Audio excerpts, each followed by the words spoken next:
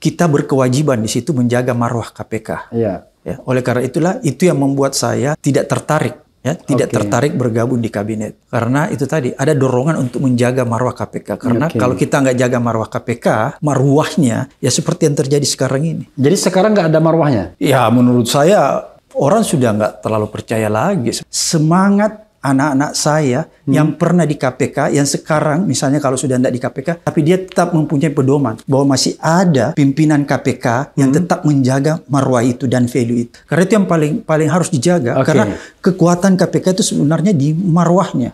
Ketika marwahnya sudah runtuh, maka orang akan kehilangan trust.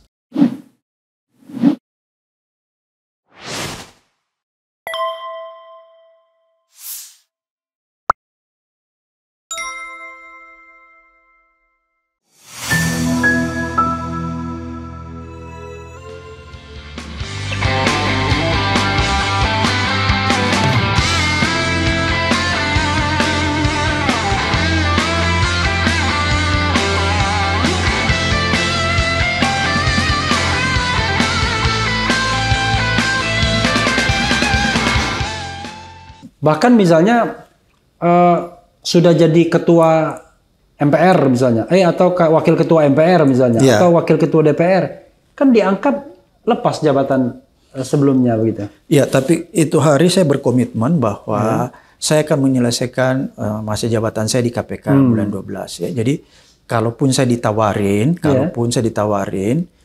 pasti saya menolak karena pelantikan atau kabinet itu kan bulan 10, Bung Repli. Iya. Bahkan bulan 11 kalau nggak salah. Karena kalau nggak salah ada delay sedikit waktu itu kan 20 Oktober. Begitu mau dilantik, ternyata ada nomenklatur kementerian yang berubah yang harus izin DPR. Iya, belum selesai. Kayaknya terlambat tuh bulan November tuh baru. Iya. Jadi sebenarnya permasalahan begitu. Kalaupun misalnya kalaupun saya ditawarin, tapi nggak tahu nih apa saya ditawarin apa enggak. Saya yakin ditawari. Karena saya tahu watak Pak Jokowi kayaknya kurang lebih sama. Kalau kita dipotong, kompensasinya biasanya diberikan jabatan yang tinggi biasanya. Kayak Pak Mahfud Menko Polhukam kan, itu. Pasti bukan jabatan yang ecek-ecek kira-kira yang menterinya ya skala kecil, pasti skala besar itu. Jadi itu tadi ada problem karena saya selesai bulan 12. Kalau Pak Mahfud kan itu hari tidak sedang menjabat di dalam sistem kan. Jadi mungkin bisa langsung kan.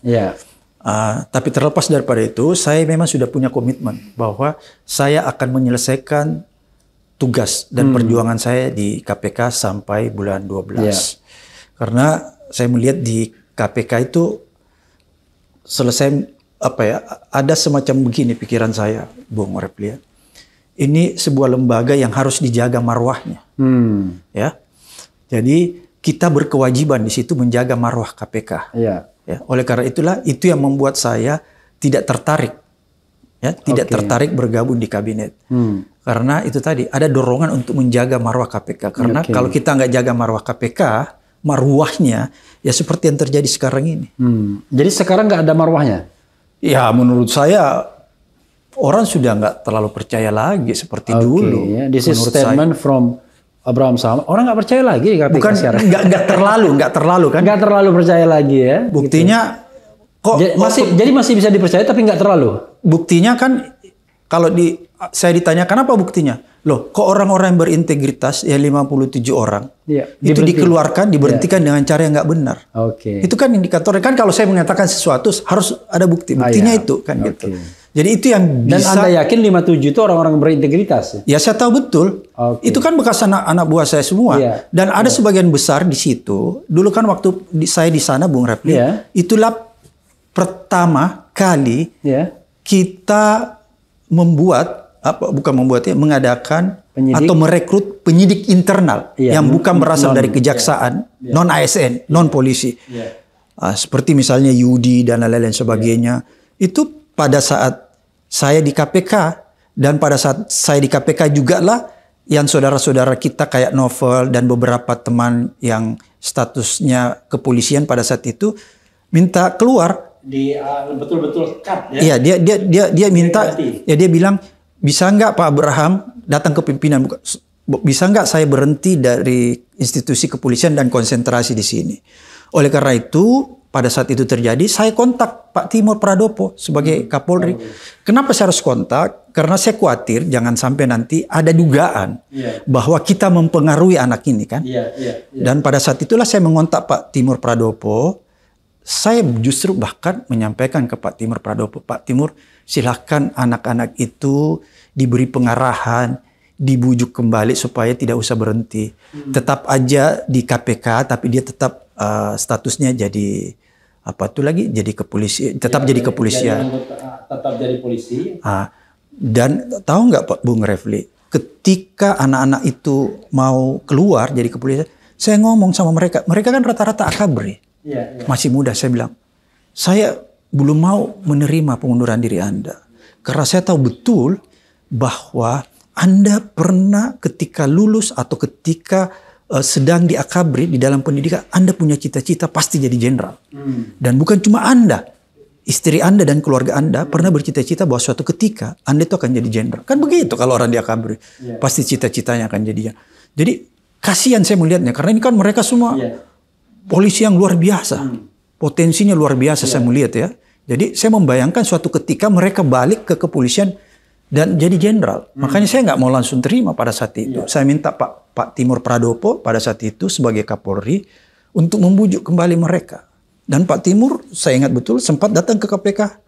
Dan waktu Pak Timur menghadapi mereka, saya nggak mau ada di situ, Pak Bung Refli. Kita pimpinan, kita persilahkan Pak Timur sendiri yang menghadapi anggotanya itu, dan kita di luar.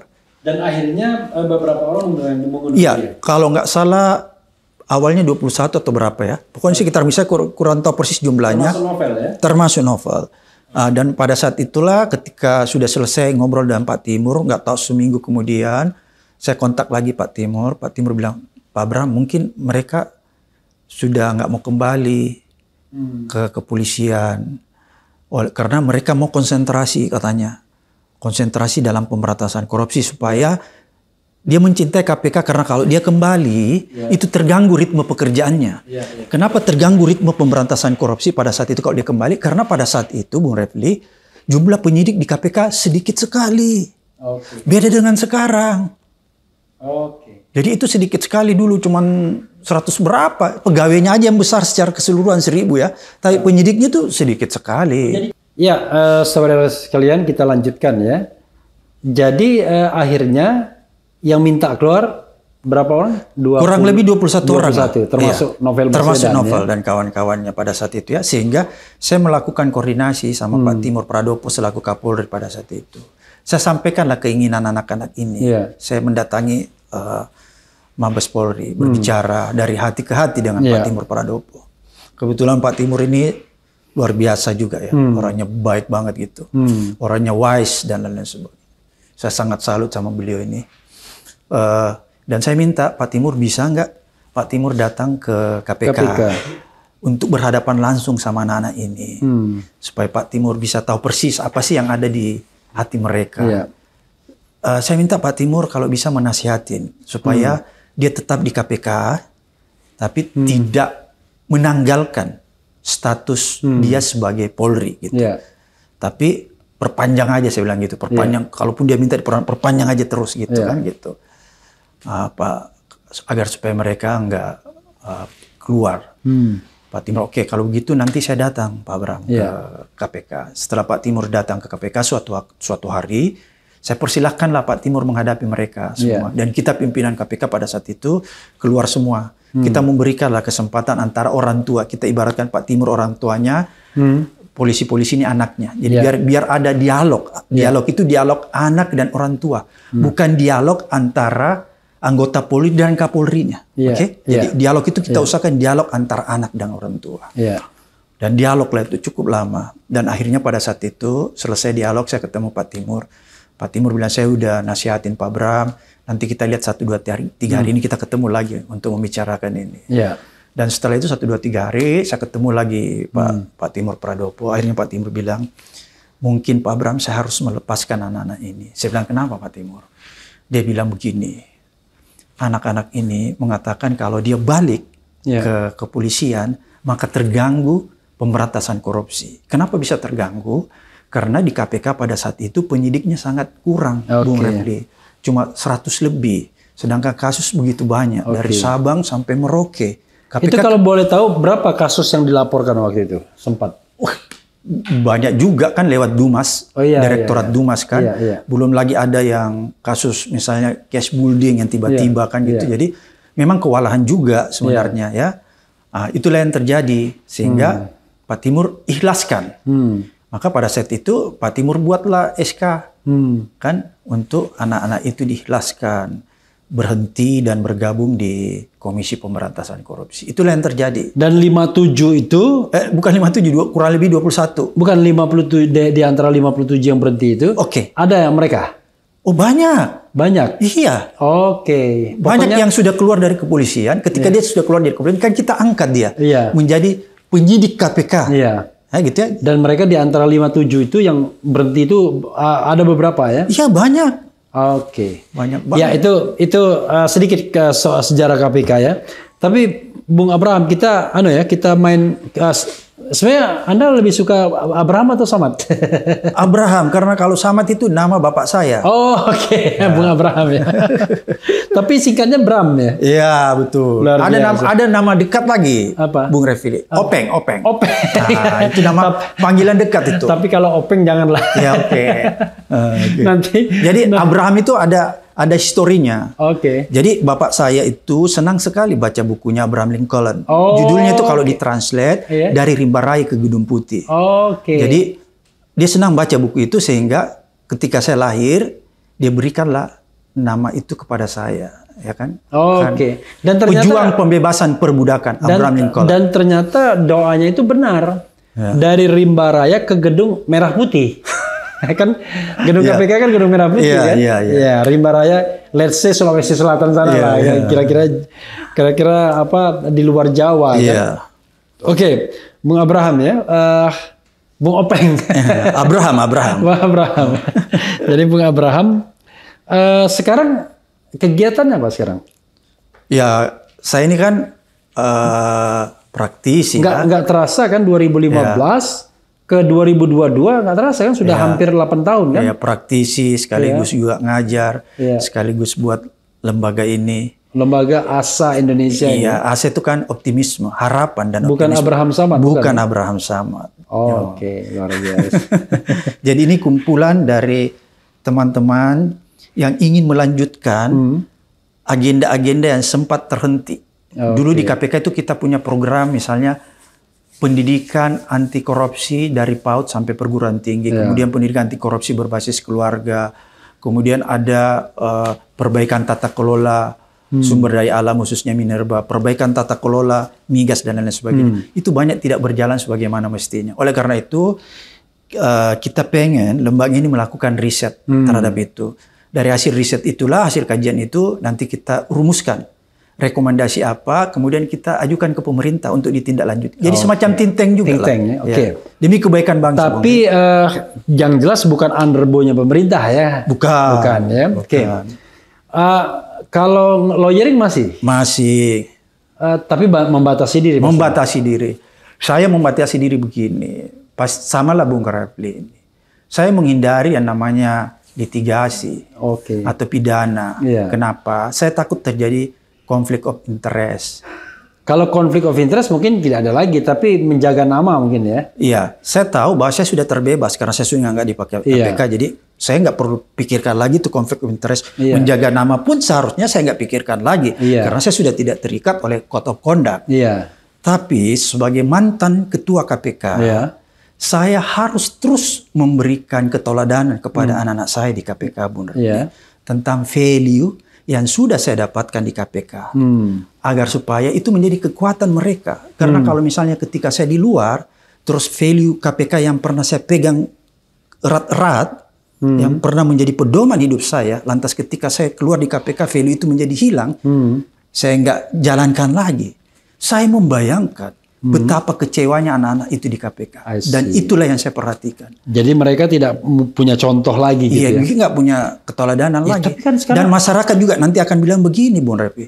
Wah, ternyata orang KPK cuma segitu. Kalau sudah di luar KPK, sembarang bisa bisa bisa bela koruptor, bisa bela apa sembarang juga. Kan pasti ngomong gitu. Ada yang begitu kan? Oh iya banyak, tapi itu pilihan hidup ya Bung Refli. Oke. Sorry, saya tidak menyudutkan teman-teman yang mengambil pilihan hidup itu.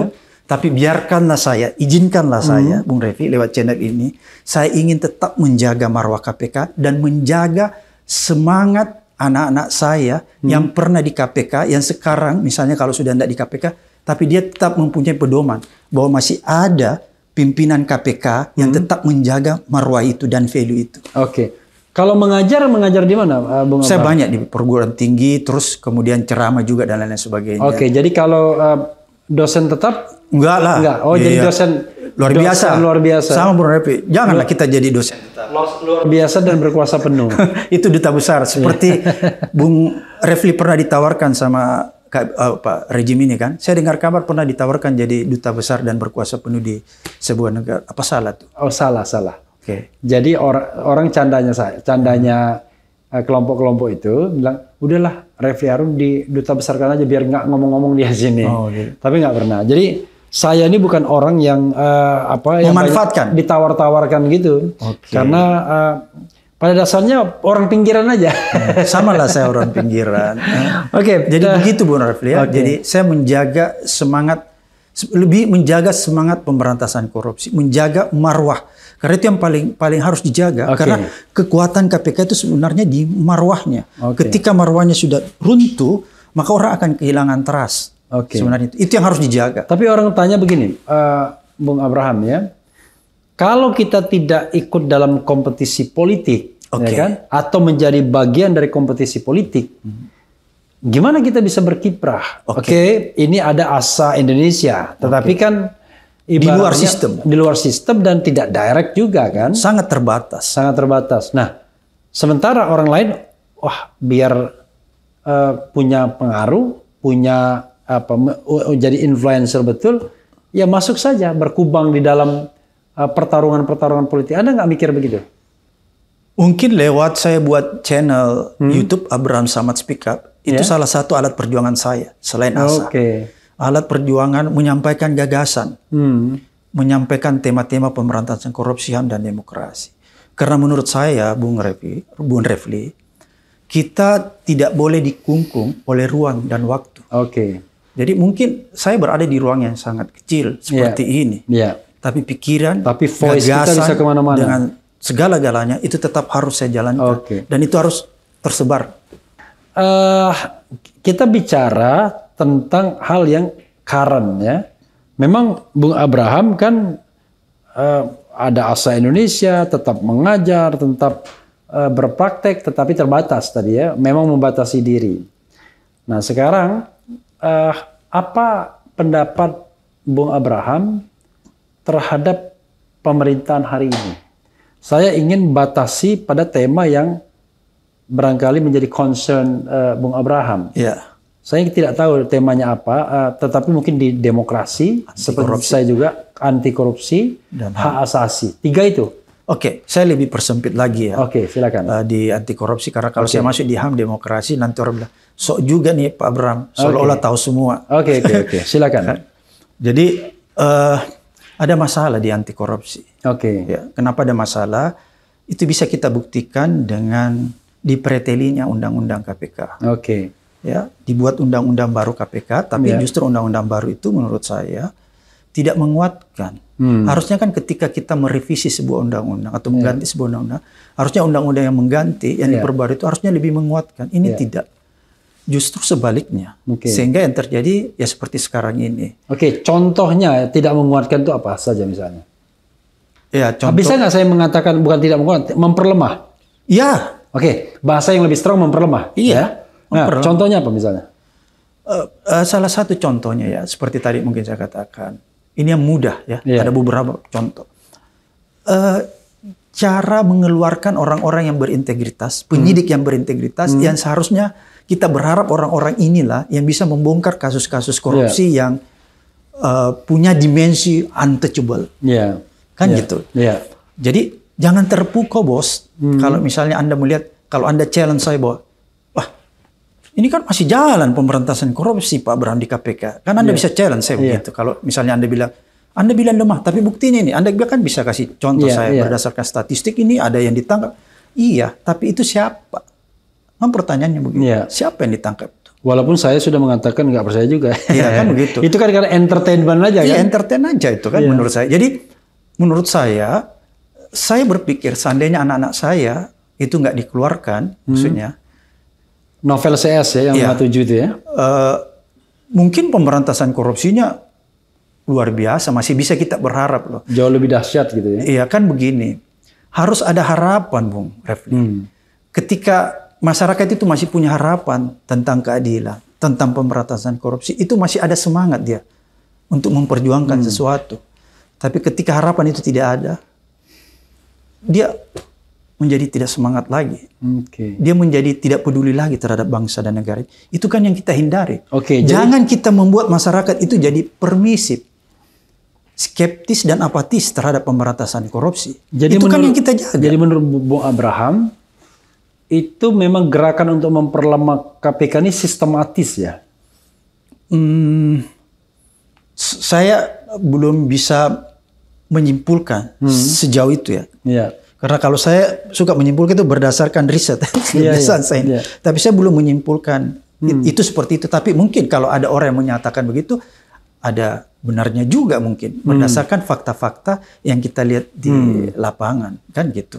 Sehingga menurut saya harusnya pemerintah untuk menepis isu-isu itu melakukan langkah-langkah atau upaya-upaya yang sistematis pula yang bisa dilihat oleh masyarakat bahwa pemerintah itu masih sangat concern. Pemerintah masih punya political will yang kuat untuk mendukung upaya pemberantasan korupsi. Itu kan harus diperlihatkan. Agar supaya masyarakat tidak skeptis. Ini kan bahaya kalau masyarakatnya skeptis. Ada yang menarik ya. Ketika pemerintahan Presiden Jokowi Jilid 2 ini berkuasa, ya, orang menganggap bahwa KPK di captures ya by the state, by the government ya. Jadi dia tidak lagi menjadi lembaga independen, tapi seperti proksi saja dari istana, mungkin proksi dari lembaga lain. Itu kan sudah menjadi rahasia publik. Tapi sempat juga waktu itu ada OTT terhadap misalnya Menteri dari PDIP Juliari Batubara. Ada juga OTT Menteri dari Gerindra Edi Prabowo misalnya. Orang mengatakan loh itu buktinya masih ada. Masih kuat. Masih ada. Gimana? Kita harus lihat ya. Jangan-jangan pada saat itu teman-teman yang 57 itu masih sedang dalam perjalanan untuk diberhentikan. Jadi kakinya masih ada sebelah di sana. Saya sengaja bilang begini karena saya juga mendengarkan itu. Ya kan? Bahkan jadi masih ada andil mereka sebenarnya. Ya, konon katanya itu yang mempercepat mereka. Iya kan begitu. Jadi jangan-jangan begitu. Tapi saya nggak tahu persis. Saya sih marah-marah. Tapi pada waktu itu ketika ada Juliari Batubara, ada Edi Prabowo, yang 57 itu masih di KPK kan? Sebelah kakinya. Ya, tapi masih di KPK ya? Kayaknya begitu. Karena saya dengar bahwa yang menangkap masih kayaknya masih. Iya, masih karena itu tinggal menunggu SK pemberhentian mungkin. Iya, tapi masih. Karena kalau katanya atau paling tidak pengembangan kasus itu atau penyelidikannya itu sudah dilakukan oleh teman-teman. Jadi barangnya ibaratnya begini, barang sudah mentah, barang yang tidak boleh lagi, tidak akan mungkin lagi ditolak. Sudah matang. Jadi nggak ada lagi jalan untuk menolak. Mungkin begitu. Jadi kalaupun anak-anak ini sudah keluar, saya kan nggak tahu persis nih. Nanti kalaupun dia sudah keluar, kemungkinan kalau menurut saya kasus-kasus itu kasus-kasus yang sudah jadi, yang tidak mungkin lagi tidak ditindaklanjuti karena sudah naik ke penyidikan. Gitu ya. Ini terakhir ya sebelum Bung Abraham memberikan closing statement ya. Tadi kan khusus pemberantasan korupsi. Kita bicara pemberantasan korupsi. Tapi kalau kita bicara pemberantasan korupsi, ada semua sektor bermasalah. Eksekutif bermasalah, legislatif bermasalah, yudikatif bermasalah. Karena saya ngomong bermasalah ini kan bukan tanpa data, ada semua datanya kan. Yudikatif baru-baru ini bahkan hakim agung ya kan Padahal Hakim Agung itu di kalau nggak salah itu jalur independen, itu jalur non karir itu kalau nggak salah. Ya, saya kenal orangnya. Iya, bayangkan. Dari Unhas. Iya, jalur non karir, kena juga. Iya. Karena kan selama ini stigma menyatakan bahwa hakim non karir itu lebih bisa diharapkan. Iya.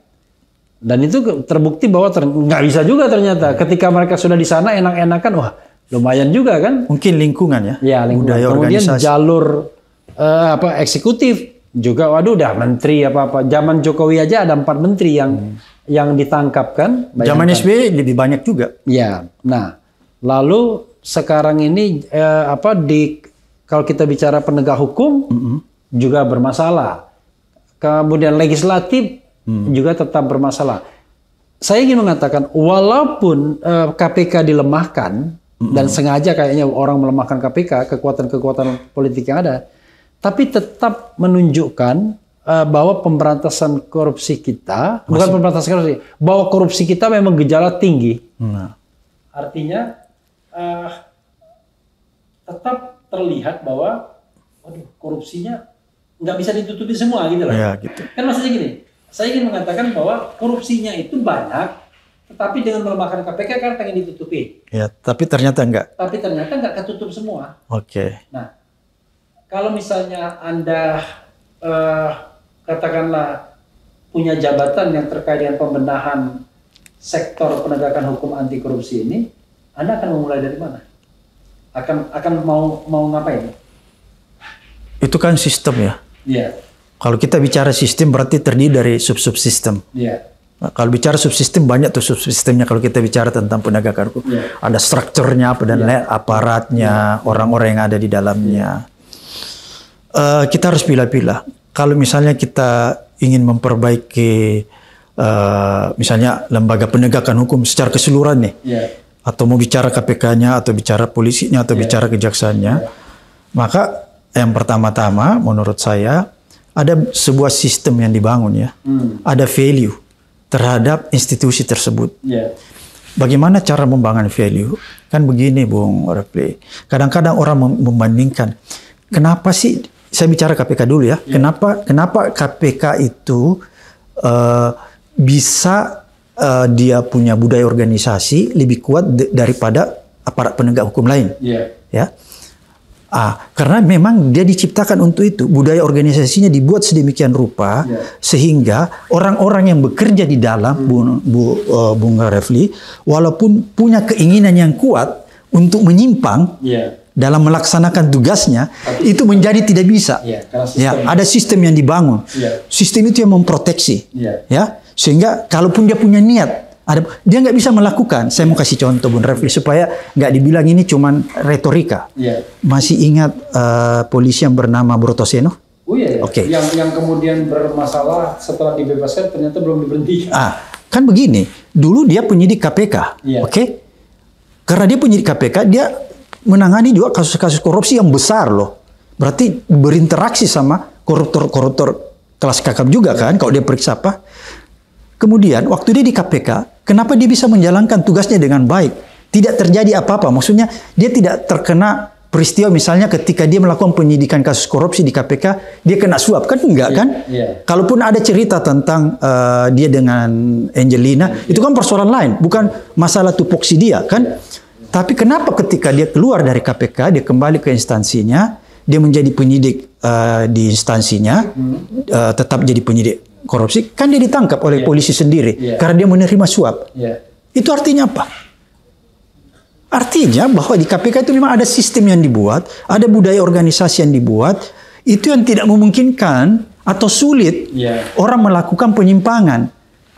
Itulah yang saya maksud yang harus diperbaiki di penegak-penegak hukum lain. Sistem yang baik itu membuat penjahat pun bisa jadi orang baik. Iya. Sistem yang buruk membuat orang baik jadi penjahat. Iya, tapi harus dibarengi dengan integritas individu orang ya. Jadi ada dua di situ. Tapi yang pertama harus dibangun sistemnya.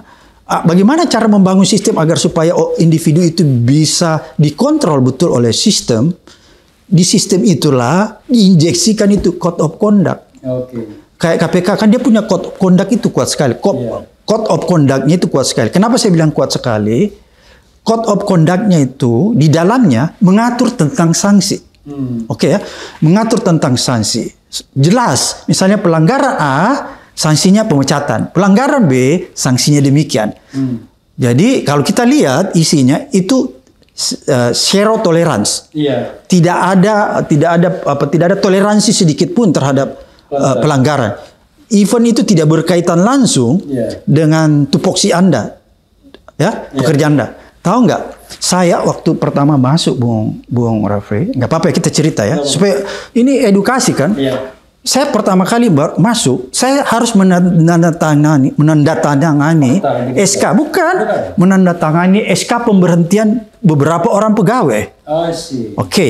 Saya penasaran nih, loh, kenapa orang ini diberhentikan? Sebagai orang yang punya background hukum, saya periksa dong, apa penyebabnya orang ini diberhentikan?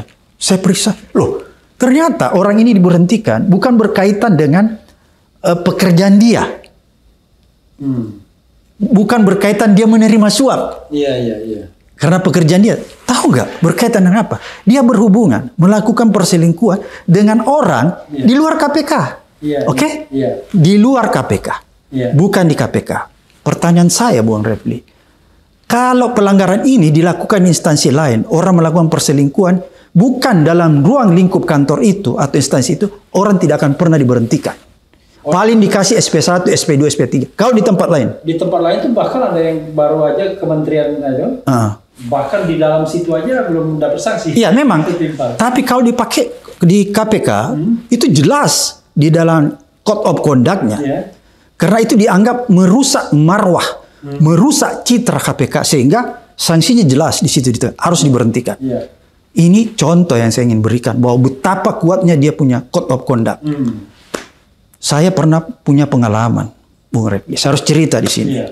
Ketika saya sudah berhenti jadi ketua KPK, saya diundang oleh Bank Indonesia di Cirebon. Di sana mereka kumpul semua. Tahu nggak? Saya diundang dalam rangka merumuskan Code of Conduct Bank Indonesia yang baru. Saya diminta menyampaikan, menjelaskan tentang Code of Conduct KPK dan memberi rekomendasi. Setelah saya jelaskan panjang lebar, detail, isi pasal per pasal, contohnya misalnya di dalam Code of Conduct KPK itu ada terurai, misalnya pegawai KPK dilarang masuk ke tempat hiburan. Tempat hiburan ini maksud A, B, dan C. Pertanyaan saya, ada nggak Code of Conduct di Indonesia begitu? Rigidnya. Kan nggak ada. Dia jelaskan apa itu yang dimaksud tempat hiburan. Jadi nggak ada lagi ruang penafsiran, debatable. Langsung, you masuk tempat ini, out. Kan gitu. Kan? Kedua, anggota KPK dilarang main golf. Tahu nggak kenapa dilarang main golf? Bukan soal olahraganya, karena golf itu dianggap olahraga yang mahal. Padahal nilai integritas salah satunya adalah kesederhanaan. Kan itu ada 9 nilai-nilai integritas. Ada kejujuran, kemandirian, adil, dan lain sebagainya. Salah satunya adalah nilai kesederhanaan. Jadi kalau kita dalam sederhana itu nggak boleh sewa helikopter lah kira-kira. Oh, lebih-lebih itu pelanggaran berat sebenarnya. Ya, makanya kan itulah yang saya maksud merusak marwah. Itu tadi kalau Anda tanya bilang merusak marwah, iya merusak marwah. Nah gitu. Itu salah satu. Ketika itu saya sampaikan, ya, saya paparkan panjang lebar sama Bank Indonesia dan DPR juga diminta memaparkan pada saat itu Code of Conduct DPR. Ada orang DPR, saya lupa namanya. Saya mau memaparkan. Dan saya mengusulkan, mungkin ini bagus diadopsi. Kalau kita mau membuat budaya organisasi yang berintegritas yang kuat. Tahu nggak? Orang Bank Indonesia bilang apa? Pak Abraham, ini kita sudah punya budaya organisasi yang sudah bertahun-tahun. Itu menjadi sesuatu yang dilakoni pegawai Bank Indonesia ya. Ya, tiba-tiba kita membuat satu budaya organisasi yang rigid begini, membatasi mereka. Saya khawatir kalau ini saya adopsi 100%, orang banyak resign di Bank Indonesia. Jadi gambaran ini saya sampaikan kepada Bung Refli Harun, saudara saya, bahwa itulah kekuatan KPK. Nah, tapi sekarang kalau Anda bilang, loh kenapa sekarang? Karena memang Code of Conduct-nya sudah dirubah. Dan itu kan sebenarnya nggak boleh. Terus ada nilai-nilai dasar. Dulu ada nilai-nilai dasar yang kita bangun. Itu juga diubah semua. Nggak seperti dulu lagi. Kan jadi itu problemnya kalau bahkan boleh menggunakan biaya dinas perjalanan lembaga yang mengundang ya. Iya, itu aneh. Dulu saya itu nggak boleh kan ada begitu. Iya. Bahkan ada yang paling rigid ya. Kalau saya kasih contoh, dulu kita juga itu mempraktekkan kesederhanaan ya. Sampai ke suatu daerah kalau kita diundang, kita nggak boleh dijemput loh sama panitia. Iya. Sama sekali nggak boleh.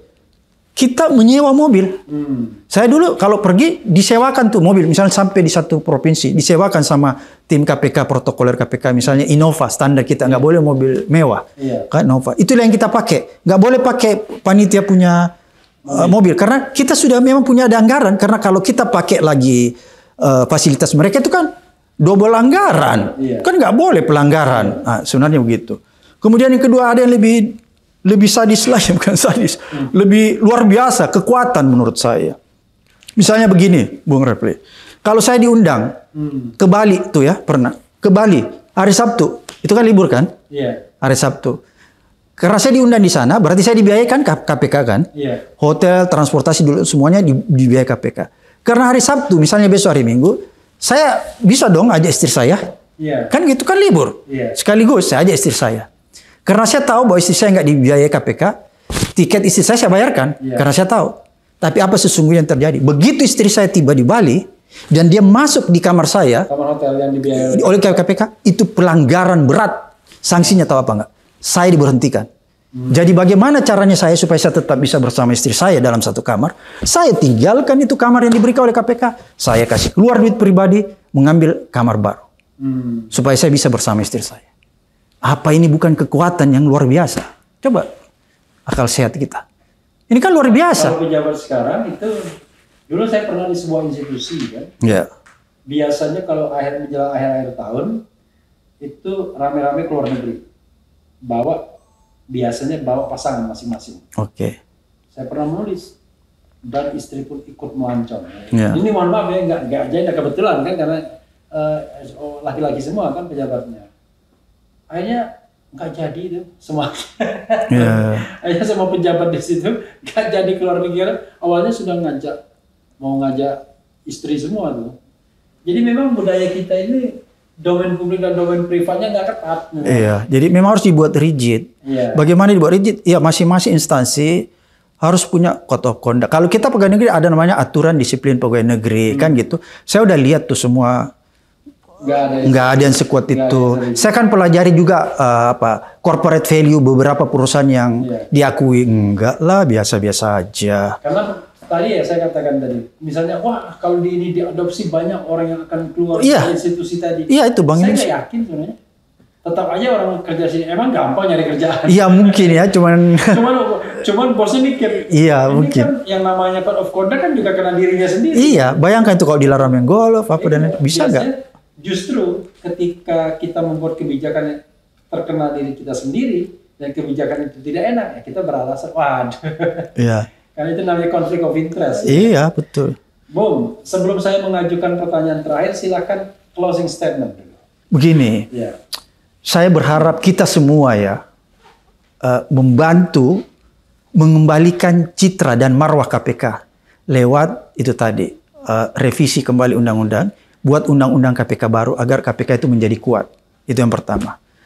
Kemudian yang kedua, Bung Rafli, saya ingin mengatakan begini. Anti korupsi itu doktrin sebenarnya.